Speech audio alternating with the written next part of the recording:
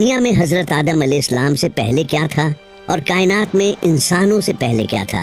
یہ وہ سوال ہے جو ہم سب کے ذہنوں میں ضرور آتا ہوگا۔ ناظرین، حضرت آدم علیہ السلام کی دنیا میں تشریف آوری سے پہلے زمین پر 28 قسم کی مخلوقات آباد تھیں۔ یہ ایک حیرت انگیز حقیقت ہے کہ مختلف زمانوں میں کئی ہزار سال تک عجیب و غریب مخلوقات زمین پر موجود رہی ہیں۔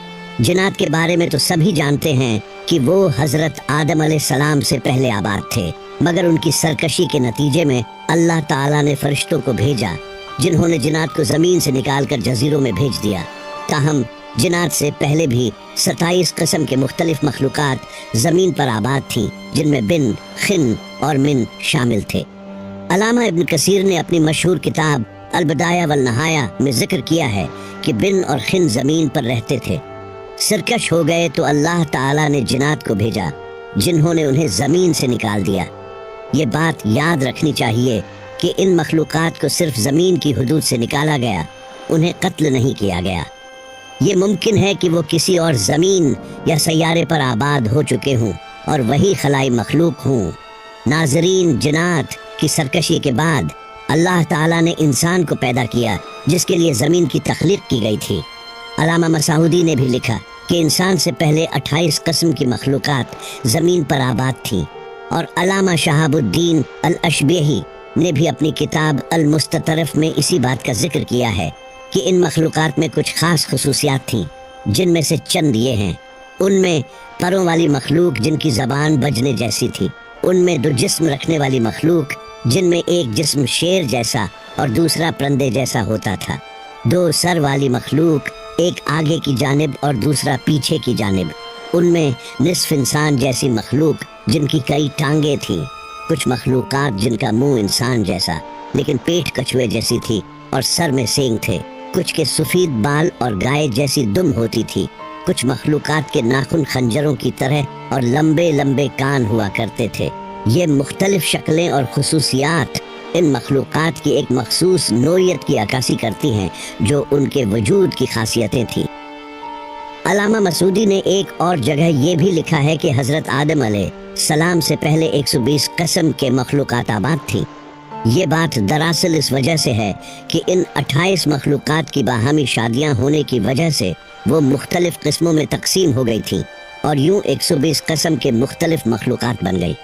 سب سے آخر میں انسان کو پیدا کیا گیا جو تمام مخلوقات میں حسین و جمیل تھے۔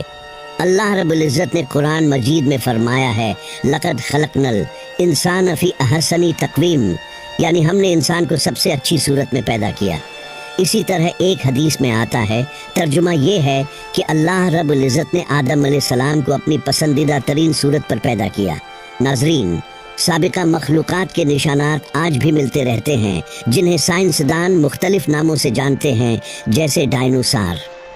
یہ مخلوقات زمین پر موجود تھیں لیکن وقت کے ساتھ ساتھ معدوم ہو گئیں۔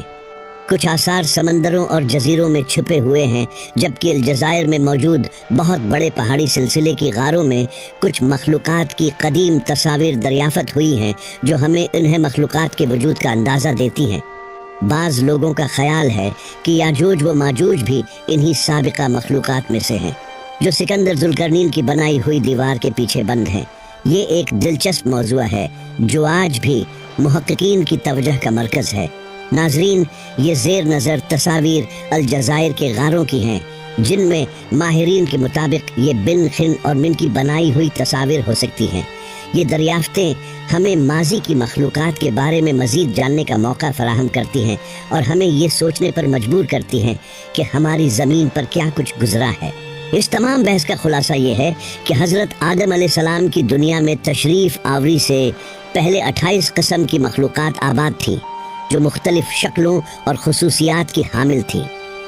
یہ مخلوقات اپنی سرکشی کی وجہ سے اللہ تعالیٰ کے عذاب کا نشانہ بنے، اور آخر میں انسان کی تخلیق ہوئی جو سب مخلوقات میں حسین و جمیل اور سب سے افضل ہے۔ اللہ رب العزت کی تخلیق میں یہ مخلوقات ایک خاص مقصد کے تحت وجود میں آئیں، اور آج بھی ان کے آثار ہمیں ماضی کی کہانی سناتے ہیں۔